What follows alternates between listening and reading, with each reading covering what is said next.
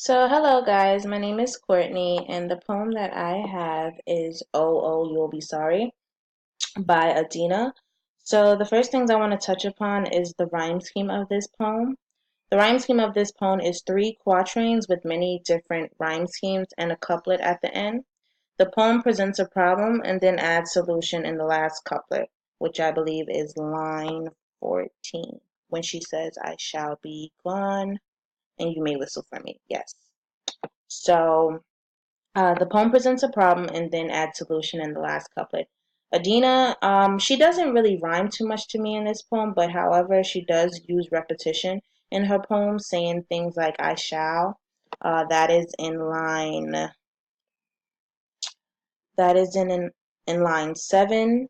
That is in line 8. That is in line 9. That is in line 11, and line 14.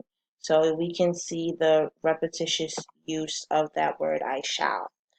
Secondly, the structure and form of this poem is a Shakespearean style, and there are 4 line breaks. The shift of this poem is when Adina takes control of her husband leaving.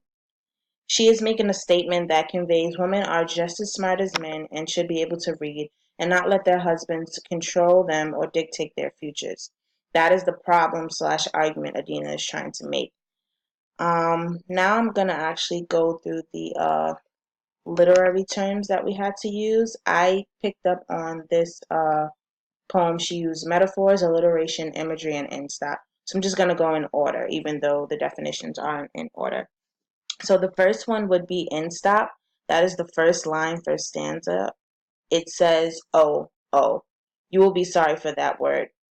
Oh, oh, you will be sorry for that word has an exclamation mark and makes you read with emphasis, even though it's not a semicolon or period, which we usually see most end stops. It is still a punctuation mark, and you have to read. It forces the reader to read with raw emotions and basically tap into Adina's sassiness of what she was trying to convey.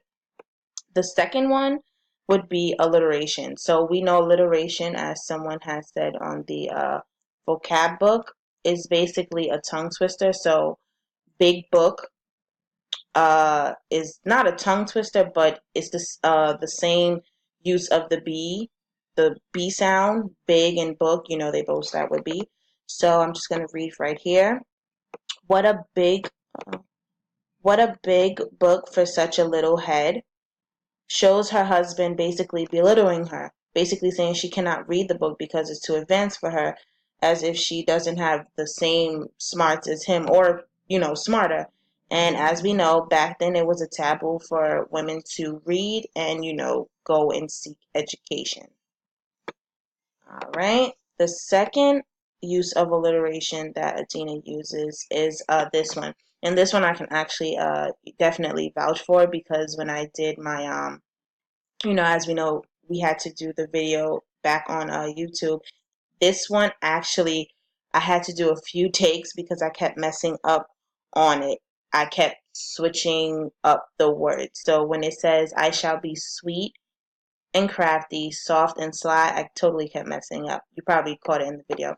But anyway, this says, I shall be sweet and crafty, soft and sly.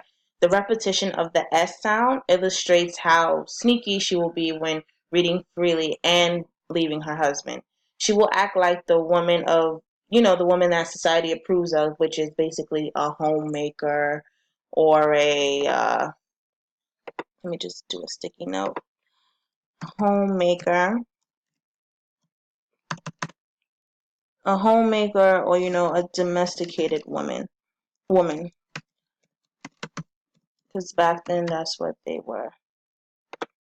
So, and it basically, like I said, same thing, basically being a domesticated woman slash homemaker and not trying to better herself with education. And the third definition, literary term, is imagery. So, imagery is basically what you can visualize and picture in your head.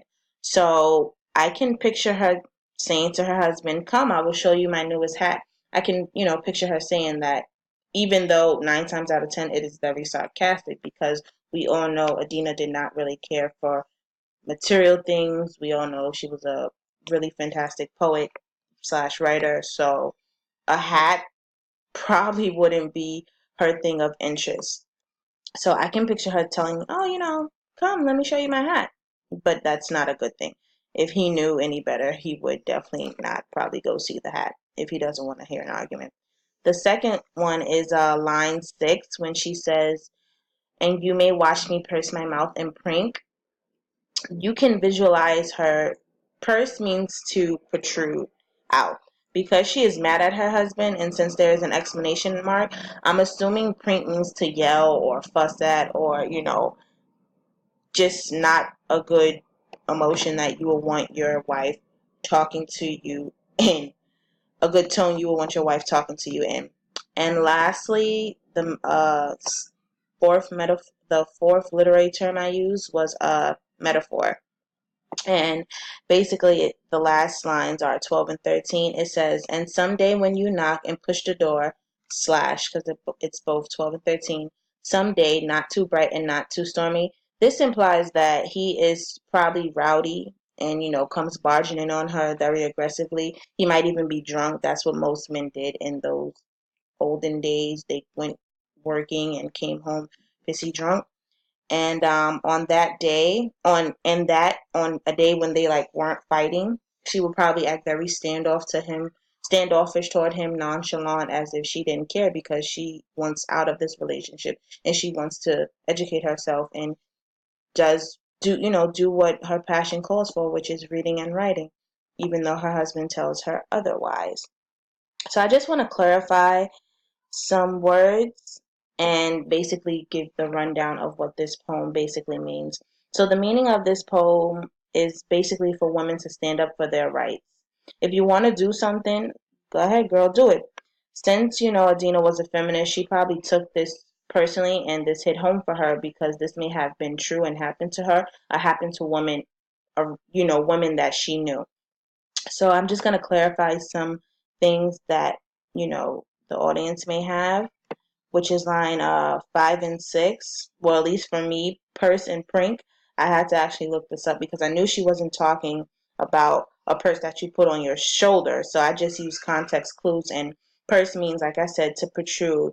And since at the end it has an exclamation mark, she's probably yelling or fussing at him because she's tired of him. And when it says, and you may watch me purse my mouth and prink, this explains the argument that they are about to have, like the big powwow, the big blowout. Literally, that her and her husband are, going to have. And the resolution is line 14 when she says, I shall be gone and you may whistle for me. Basically, he's going to long for his wife because she's gone and he didn't treat her right as far as, supporting her in what she wants to do. So I'm going to explain how the definitions help Adina make her point. When she uses alliteration, which is the big book and the you shall catch me soft, sweet, and sly, which I believe is line 9. Yes. And she uses alliteration. She lets the S sound describe all the S's as a woman back in those days, with a modern twist on how she will be sly, which isn't ladylike, but clearly she does not care about being ladylike. When she uses imagery, you can picture her mocking her husband, showing off her new hat, which she doesn't care about as well, which is line 5 and 6. Uh, you can also picture her making up her face at her husband, which is line 6, when she purses her mouth and prints. The end stop, like I said, this basically explains her raw emotion, sassiness, and shows how offended she is by using an exclamation mark and the double word of the oh. Like, when you're in an argument with somebody and they're like, oh, really? It's probably about to go down from there. So that's, what she had toward her husband. And that is about it for the explaining of the poem.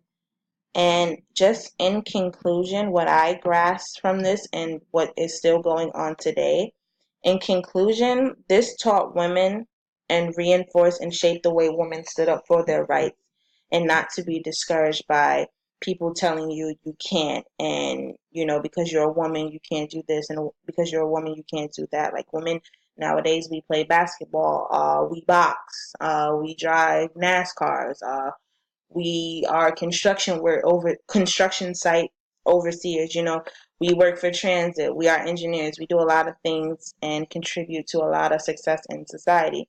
So, because of people like Adina, she stood up. She was one of, I would say, the lady founders, the founding fathers of, feminism and feminists, standing up for women's rights. So, we still, women, that's what I mean, as in when women still face many obstacles in today's society, such as, lower pay rate as opposed to men, lower status and ranking of power as opposed to men.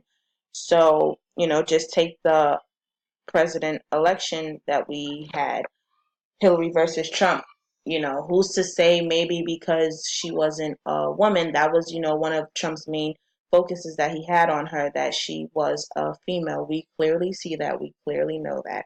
So, just for him to keep bringing that up lets us know we haven't gone that far, or we're not that far from, women's movements and women's rights, because we still have people like that who say, "Oh, you're a woman, and what do you know?" and things of that nature. So, we still face these issues today. And, maybe America just wasn't ready for a woman to be in power. Who knows? But, this poem goes together with things like what we're still dealing with today.